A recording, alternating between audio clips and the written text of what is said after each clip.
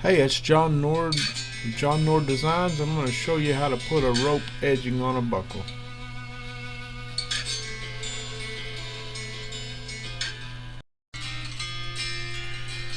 For the rope, I use a piece of 12 gauge square brass wire, and measure it out, and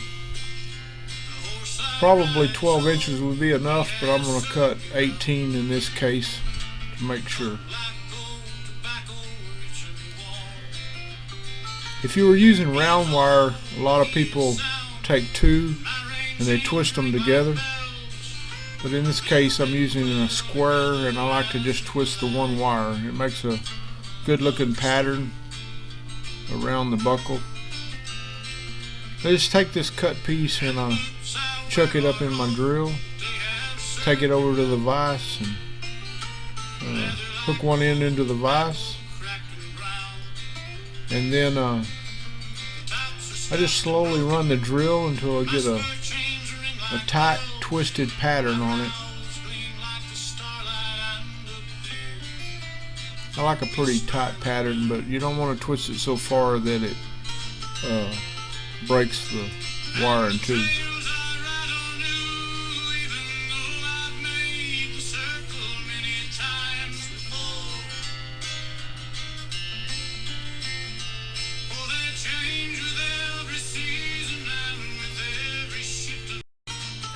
Next, I light the torch up, and I'm going to anneal this piece of square wire. You got to work the torch all along the length of it, and you get just a dull red color to it. This will allow the wire to bend to the form of the buckle a lot easier.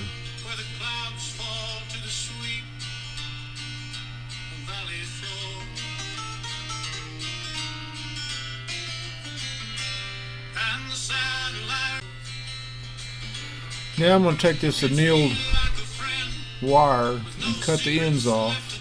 I'm going to take my rotary tool and sand the ends smooth, and then I'm going to start bending it around the shape of this buckle. I'm going to use some round nose pliers to help it along. Sometimes I sand the edge of the wire that fits up against the buckle flat, and that takes out that gap where those twisted edges are coming up against the edge of the buckle. It makes it lay flatter against the buckle. But in this case, I just left it unsanded, and I'm just forming it around the buckle. You want it fairly close, but you're gonna get this to fit a lot better when you start clamping it for the soldering. Main reason to do this is to get the right length, so you don't have a whole lot of excess to deal with.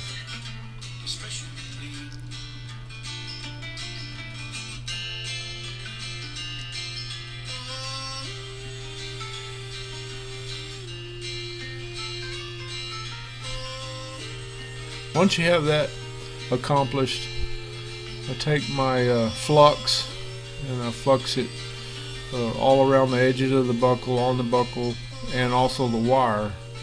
And we're going to be soldering this on with 65% silver solder.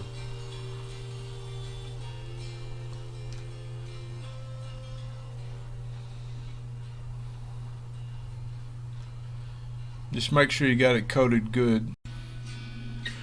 Next, I clamp the fluxed buckle down on my fire brick with some C-clamps, and I take some split 4-inch cotter pins as to help hold the rope in place, and I'm going to solder this back edge where I can get it started around the buckle. That'll adhere it to the edge back there.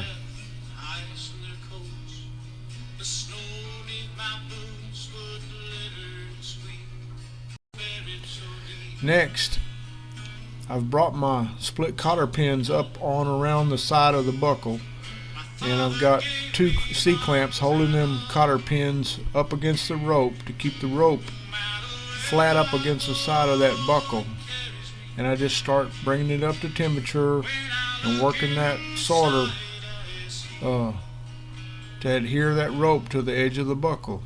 You've got a real important thing here is to make sure you fill that gap between the rope and the buckle completely with your solder. You'll get excess solder on the buckle, but that can be cleaned up later. And also keep that rope flat down on the brick so it's even with the buckle. I usually choose 12 gauge wire because it matches the thickness of the buckle.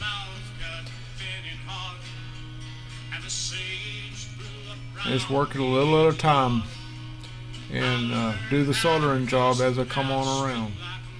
I keep moving the clamps.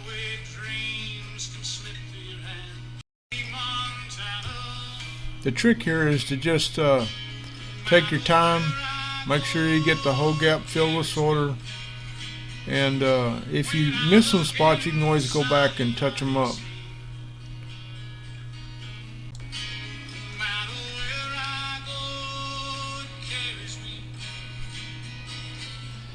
If you're putting an overlay on the buckle, I usually do that after I get the rope on it. I put the rope on while the buckle's flat and not domed.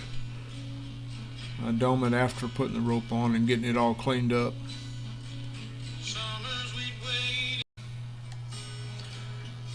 As you can see, getting near the end here, I'm coming on around that side, and I just keep working that solder in there. The cotter pins I use are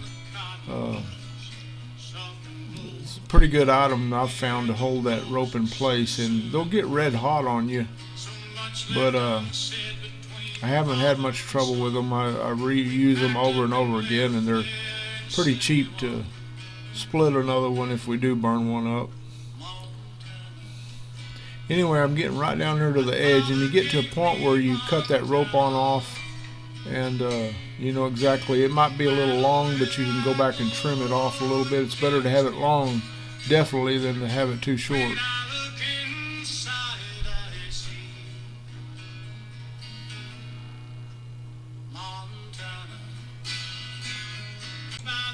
I finished this up, and I got a lot of cleanup to do. I usually do that with a sandblaster or a silicone wheel, but I've got it all on there and got it soldered.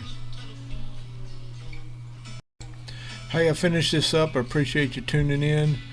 Please like and subscribe to my channel, and I hope these tips will help you. Thanks.